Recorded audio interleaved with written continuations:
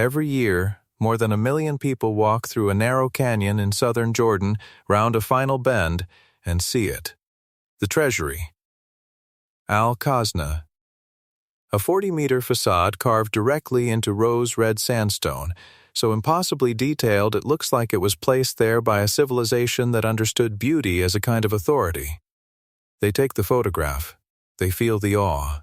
And then, almost without exception, they leave. Because the story they've been told is simple. The Treasury is a royal tomb, probably built for a Nabataean king named Archaeologists IV, who ruled from 9 BCE to 40 C. The visible interior chamber is mostly empty. The facade is the attraction. There is nothing more to find. That was the comfortable version. In 2024, a joint team from the Jordanian Department of Antiquities, the American Center of Research, the University of St. Andrews, and the Petra Development and Tourism Region Authority proved that comfort was built on an incomplete sentence. Beneath the Treasury, directly beneath the most photographed monument in Jordan, they found a sealed tomb. Inside it were 12 human skeletons, still arranged in their original burial positions, surrounded by bronze objects, iron tools, and ceramics. One skeleton was found clutching a ceramic vessel, not metaphorically. Its hand was wrapped around the top of a broken jug dating to the 1st century BCE. And the quiet, disturbing part of this story is not that the tomb existed. It is that the most famous structure in Petra had been hiding it for roughly 2,000 years, and nobody looked. Or more precisely, almost nobody was allowed to. To understand how a burial chamber can sit beneath one of the most visited archaeological sites on Earth without being found, you have to understand what Petra does to the people who enter it.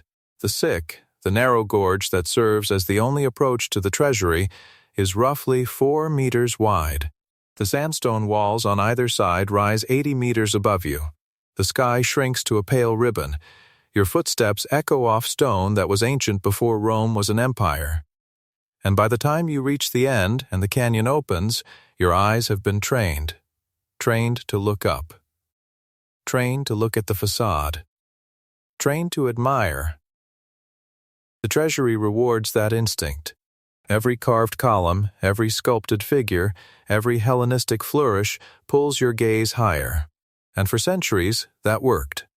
Explorers, scholars, photographers, filmmakers, all of them treated the facade as the object. The interior was known to be largely bare. And bare, in most people's minds, meant finished. The story was over. Close the book, move to the next monument. But a bare chamber inside a 40-meter monument raised a question that nobody seemed comfortable asking out loud.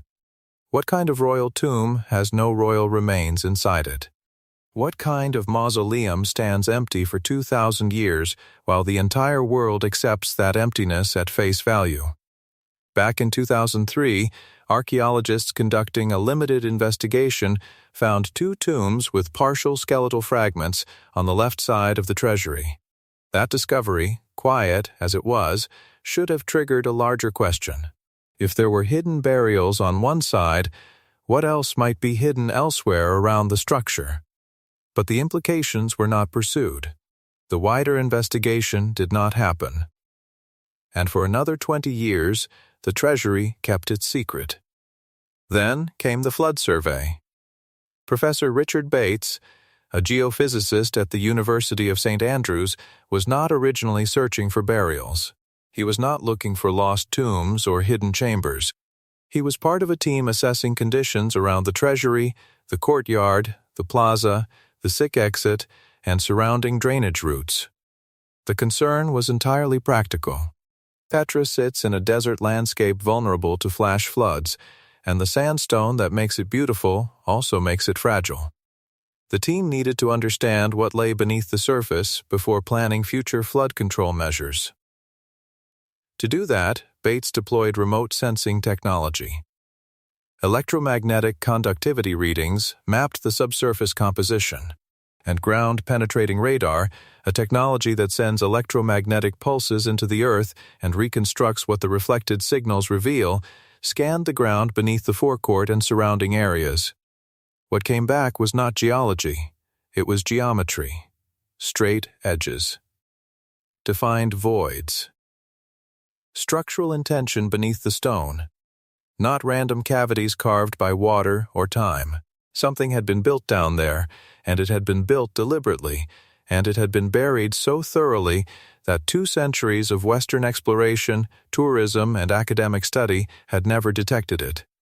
With approval from Jordanian authorities, excavation began, and what the team uncovered was not a minor addition to the Treasury's known footprint. It was a separate, sealed funerary chamber containing 12 complete burials, a number that stunned even the archaeologists directing the dig. Professor Bates described the discovery as internationally significant, and for good reason. Complete early Nabataean burials are extraordinarily rare.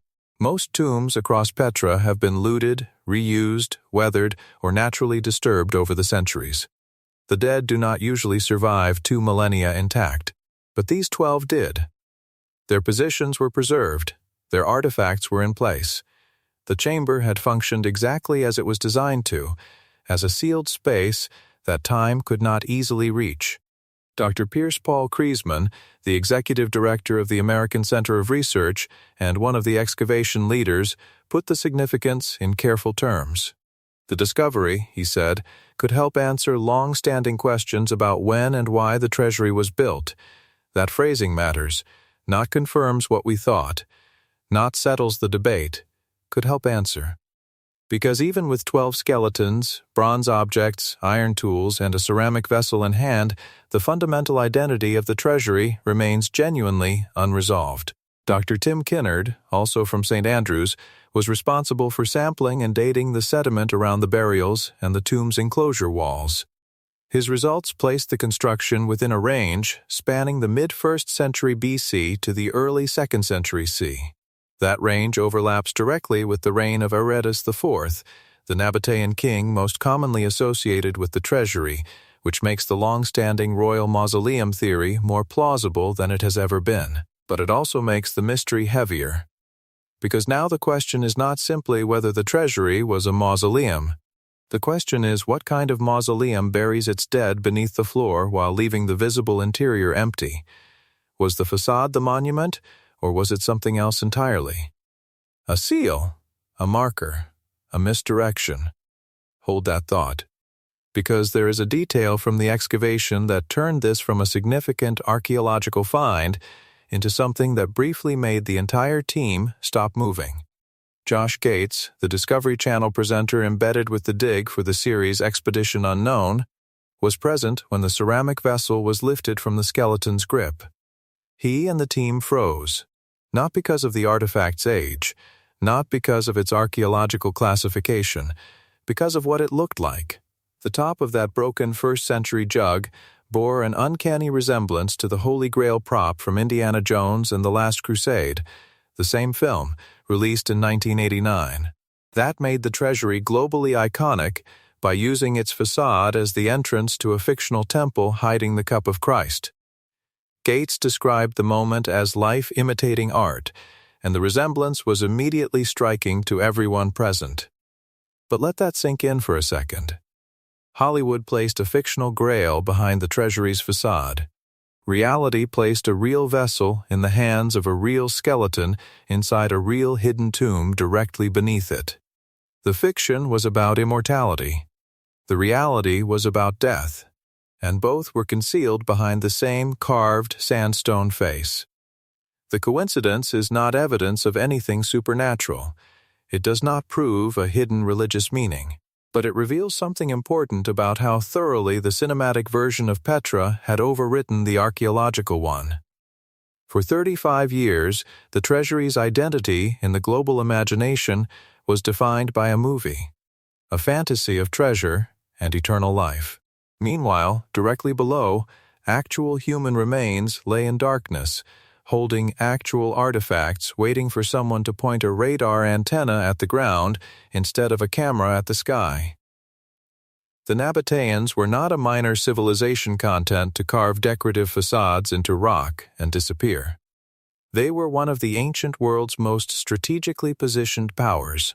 Petra sat at a crossroads between Arabia, Egypt, and Syria Phoenicia, a UNESCO World Heritage Site since 1985, described by UNESCO itself as a Nabataean caravan city between the Red Sea and the Dead Sea.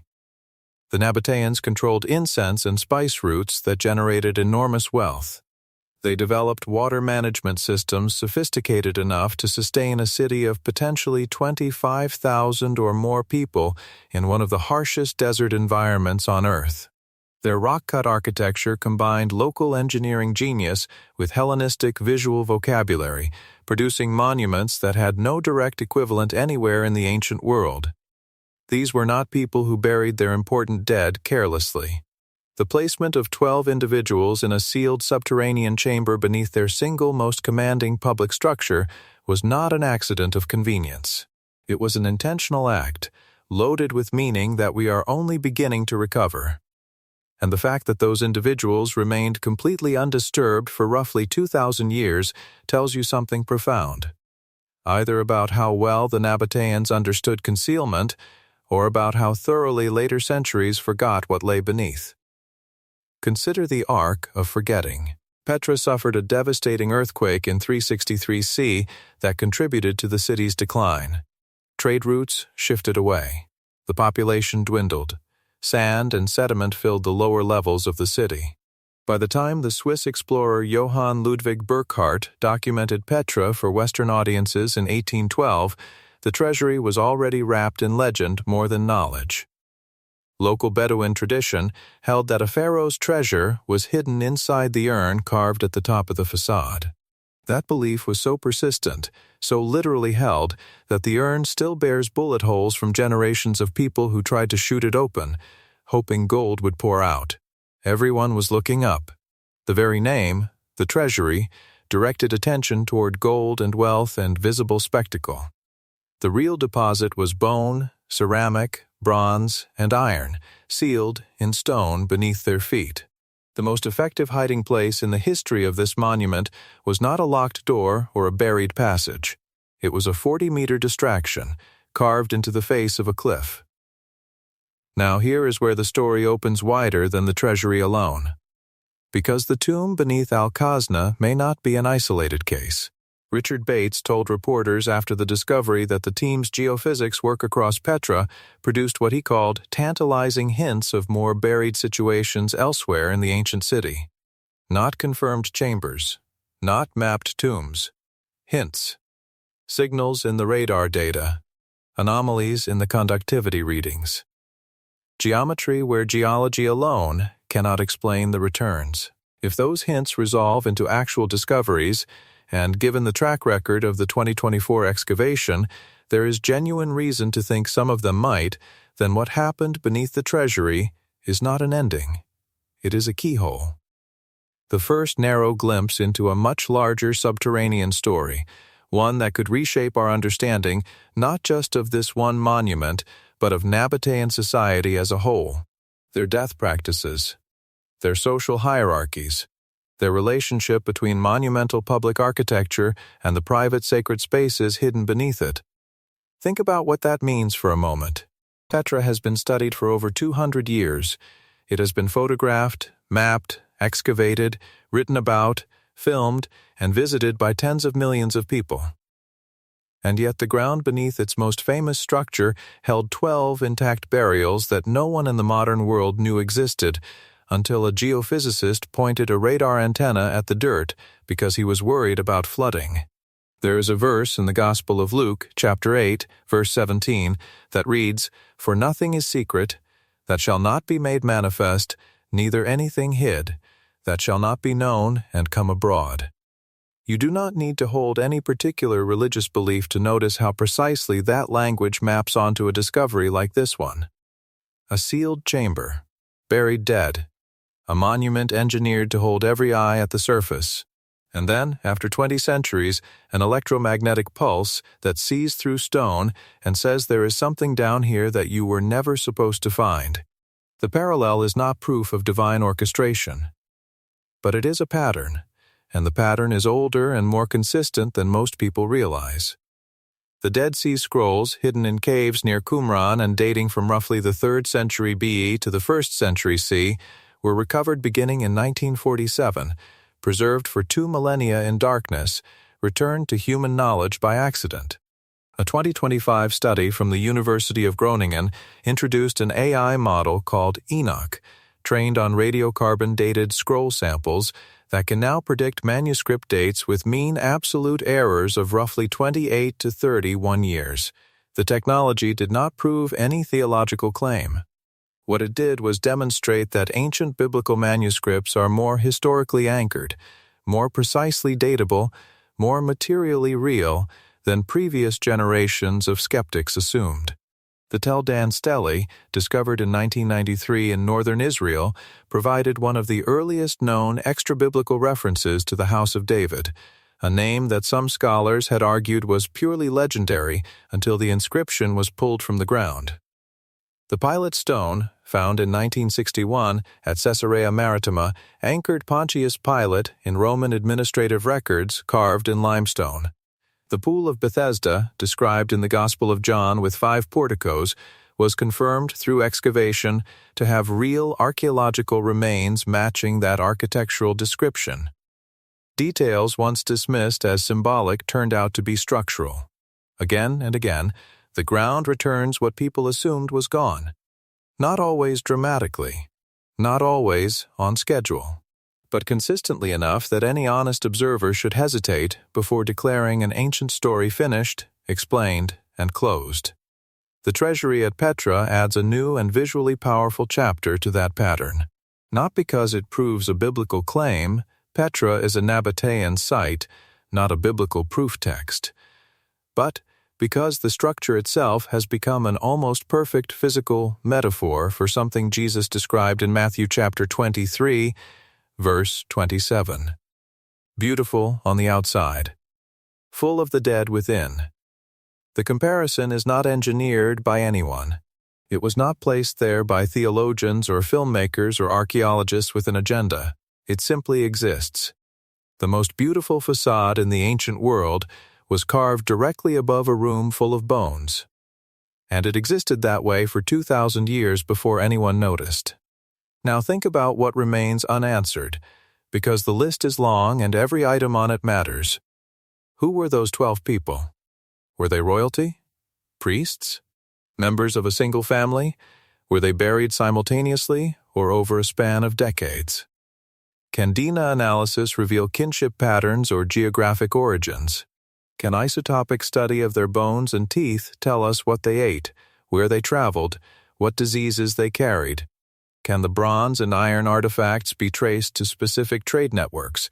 Can the ceramic vessel, that haunting broken jug, be matched to a known Nabataean workshop tradition?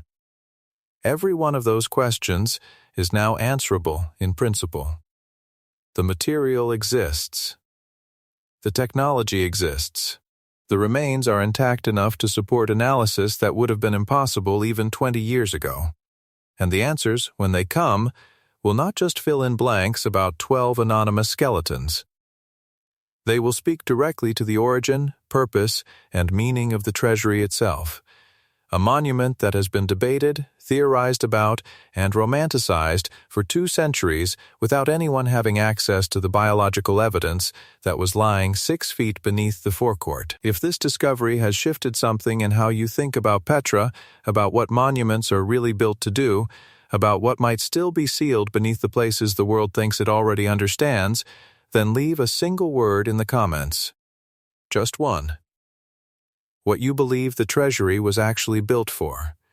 Not what the textbooks say, not what the movies showed you, what the 12 skeletons suggest to you, because the answers are not settled, and your instinct might be closer to the truth than 200 years of assumption. Professor Bates described the find as internationally significant. Kriesman said it could help answer when and why the treasury was built. Kinnard's sediment dates are still being refined, the 12 skeletons are being studied, and somewhere in the data, in the radar returns and electromagnetic conductivity maps gathered across the wider city, there are more signals waiting. More voids. more straight edges where nature alone does not explain the geometry. The treasury is still standing in the desert tonight, glowing rose gold in the fading light, drawing every tourist's eye upward toward carved columns and sculpted figures, and an urn that still bears the bullet holes of people who thought the treasure was at the top. But now there is a fracture in that spell, a fracture shaped like 12 skeletons arranged in ancient positions, a broken jug gripped by a hand that has not moved in 2,000 years, and a silence so deep and so long that it took a machine designed to see through stone to finally break it. The most visited monument in Petra was never empty. The world was just looking in the wrong direction. And the unsettling truth, the one that will keep researchers returning to this site for decades, is not what was found beneath the treasury in 2024. It is the quiet, creeping suspicion that the treasury might be the least of what Petra is still hiding.